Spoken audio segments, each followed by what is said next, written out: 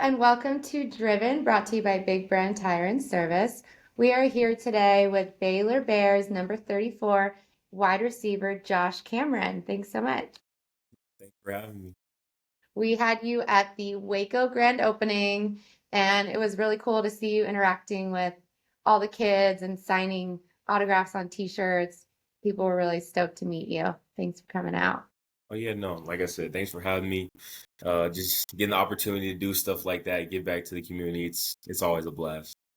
Yeah, that's what I heard from your coach and everyone around you, that you're really good at giving back. And that's part of the reason why I wanted to have you on the podcast too, because I think you're super inspiring to young athletes or anyone that looks up to you. And you can give us some insights into basically what drives you. And I could start off with my first question. What would you say are the mechanics to your success, Josh?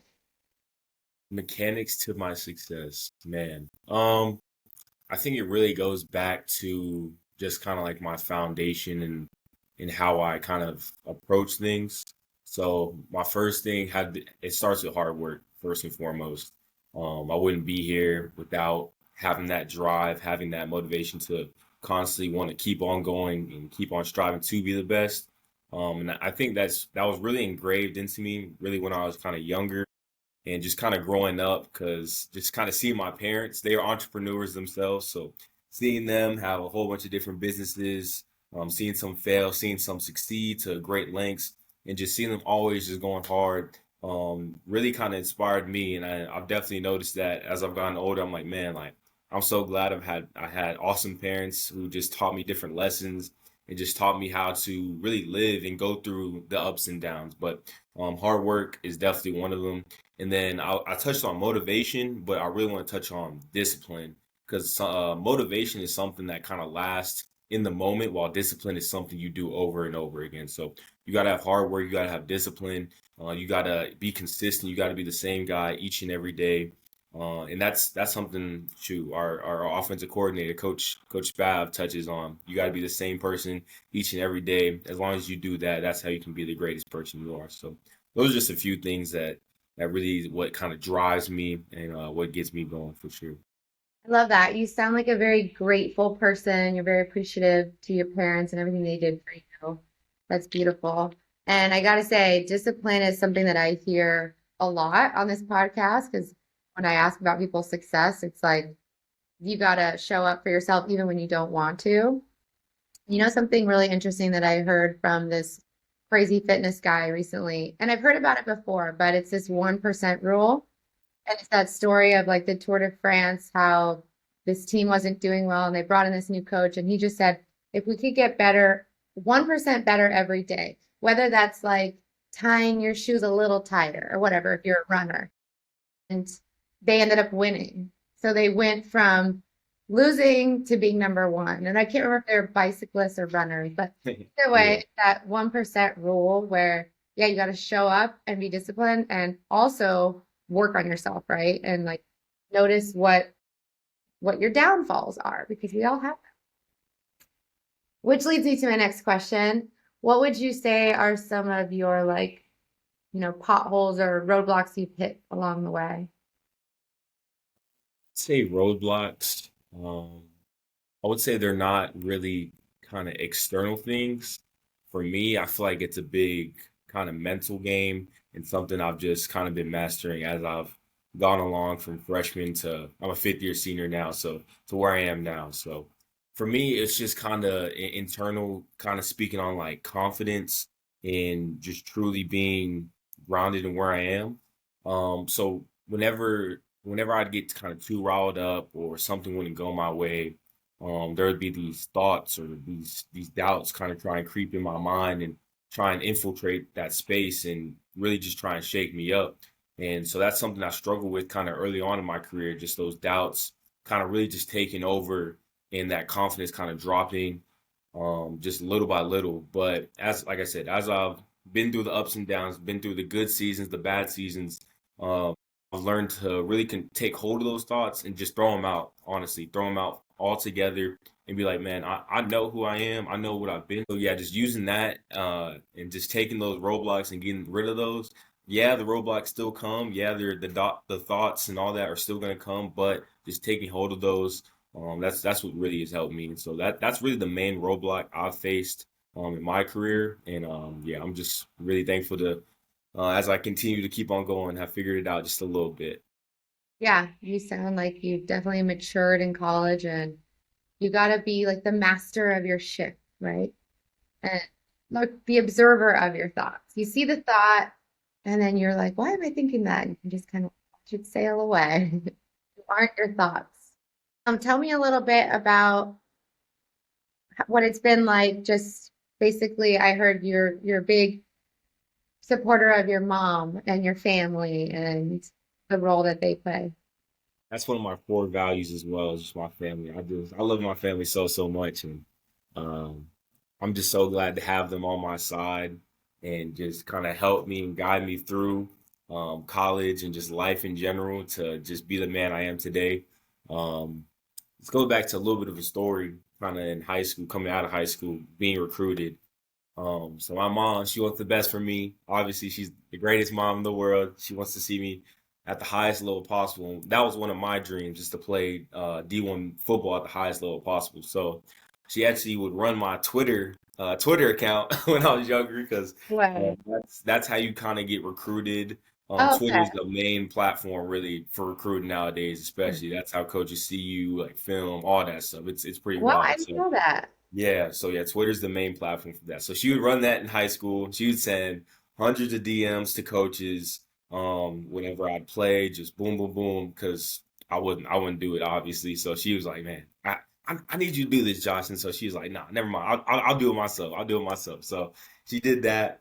Would send a whole bunch of emails to different coaches and just really just try and get my name and film out there because she knew kind of what my potential was and what I was going to do in the future. So I'm really just thankful for her for that because one of my playoff games, my senior year, this is when I had like a really good game, a whole bunch of touchdowns, a whole bunch of yards and she sent a DM to one of the Baylor coaches. So this is Coach Wetzel. He's the one that recruited me out of high school. He's the ones that kind of looks at the walk-on guys and kind of evaluates them and then shows that to Coach Miranda. So he had a connection with my high school coach, and so that's how that connection made. But that DM she sent really was what got his attention. So that's kind of how the Baylor thing started, and then after that, that's when I got connected to Baylor. So kind of just seeing that whole journey of just how she would just really truly believed in me from the very beginning and never had any doubts, even when there was other doubters. There was different recruiting services she was trying to use, and they were saying he'll never make it to that level. He doesn't have the talent to make it to that level, and just always keeping that in the back of my pocket and just remembering that like man, like I got to do this to not only prove those people wrong, but prove my mama right. Like she's always been there for me. She's always just seen the potential in me, like I said. So now family is everything. My dad, he works in the background. That's what he likes to say. He's like, yeah, I'm there. Don't you worry, I'm there. But I'm working hard in the background. So he's always been there, always supporting me, my games and all that good stuff. And then you got my aunt Sonia, you got my aunt Clee, you got my non of them who just always supported me.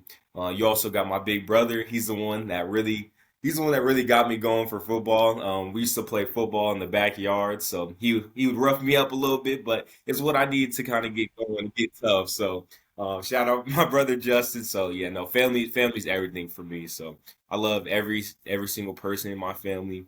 But I just got a new kind of family member. My fiance Joy, so she'll be added to the family here soon.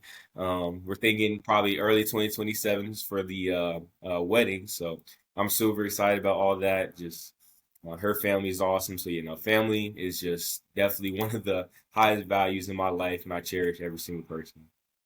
So beautiful. You're so lucky.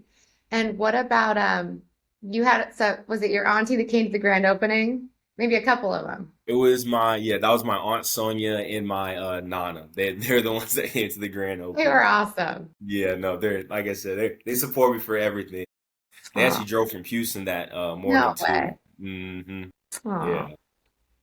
Did they take a picture with your cutout? I really liked the big life-size cutout. Yeah, no, they they did. They got a lot of pictures, and so they got that. And then, like you said, we had the little. It was my picture, the in the small format. So I gave them a little signed version of that too, and they took a couple extra copies. So like, yeah, let me go hold a couple. So yeah, it was real cool. Well, I'm curious because it's always kind of a funny question, but what was your first car? First car. My first car was actually a Lincoln 2000 Lincoln Town Car, and so that was my nana's car, and so she ended up giving that to me, and so I was whipping that for a little while, Lincoln Town Car. So it was like a blue. It had like a little soft top on it. So, my Nana doesn't drive a whole lot, so it was still in pretty good condition. So I drove that. See, I love that car. Then the AC went out for a little bit, so them summers were hot. But I was like, hey, I got wheels. I'm getting from point A to point B. I don't need to call my mom or dad to come pick me up no more. So I was happy for sure, for We sure. love Nana for that. hmm Well, we hmm have this new program. It's not out in Texas yet. We're testing it out in Arizona coming here soon, but it's the first time driver program where basically anybody who's a new driver with a new driver's license, they can come into Big Brand and they can get a free oil change, tire rotation. Yeah, and we basically have a technician like do a little walk around their car and teach them like how often do Teach you them the need to basic. go? Yeah, Yeah, the that's basics. fire. That's fire. So they feel like they have somewhere to go, you know? Yeah, no, for sure. I think no, that's awesome. I was about to say, especially being the young one, You don't uh, first getting a license, you don't know what's going on. You're just like, hey, know. I got wheels. That's all I need to know. That's Yeah. awesome. Awesome. Okay, well, to round this out, tell me a little bit about what you've got going on. What are you excited about for the future? Like, what are your big goals that you're trying to crush? First, start with football goals. Eh, Really, my personal football goals tying with my team goals. Goal this year is to win the Big 12 championship, hoist that trophy, bring it back to Waco where it belongs. I was a part of the 2021 team where we won the Big 12 championship, went to the Sugar Bowl. I did all that experience. I really want to, as a gift, just to the fans, to myself, to the young guys who just got here, to really be able to experience like what that feels like again, and actually just like really contribute to that. And so yeah, that's the main goal for team goals. Life goals, like I said, I just got engaged to my fiance Joy, so taking that day by day, cherishing every moment, and really just starting the wedding planning process. She's gonna be helping me out a whole lot with that. I was like, hey, I I'm just bet. here. I'm just here. You got full creative control. I'm down with whatever. Like I said, we were thinking early 2027, so I'm super stoked about that. Uh, and so life goals, I just graduated here in May, so I just got my Baylor degree, so I'm really thankful for that. What did you do? Corporate communication. Oh, cool. Yeah, so we like to say a little running joke is that my mom got two Baylor degrees because my brother graduated from Baylor as well. So my mom got two Baylor degrees, so we're really excited about that. Proud. Yeah. But yeah, no, really just after this season, going to the NFL, and really just making that dream come true because that's always been a dream of mine ever since I could remember. Like ever really ever since I started playing football, I always was like, man. I'm gonna play football for the Dallas Cowboys one day. I'm gonna make it to the NFL. I'm gonna do all that. Really just doing that and really just setting my parents up, being able to retire them, just kind of get started with my future and building my family, for next generations to come and all that great stuff. So I'm really excited about the future and really what it holds. I'm excited for you too because the way I understand it, you were a walk-on, right? Is that what it's called? And Yeah. now you're a starting player. Yes. So if you Mm-hmm. just keep that up, that discipline, that like belief in yourself, I see you going all the way. I appreciate it. And yeah, I think I was actually just talking about this with my mom. I think it's honestly a blessing in disguise that I was a walk on, because I got to experience the hardships of kind of being overlooked and having to grind constantly to get to your goal of getting on scholarship and then making an impact on the team. Like I said, now I'm a starter. I'm just so blessed to be in this position, but different guys, they go through different journeys. Some guys have a whole bunch of offers come out of high school, and so they may experience the pitfall or the pothole a little bit earlier, or just a little bit differently in a different way because, if you're a big name guy, you're usually going to be praised a whole lot because people know what you can do.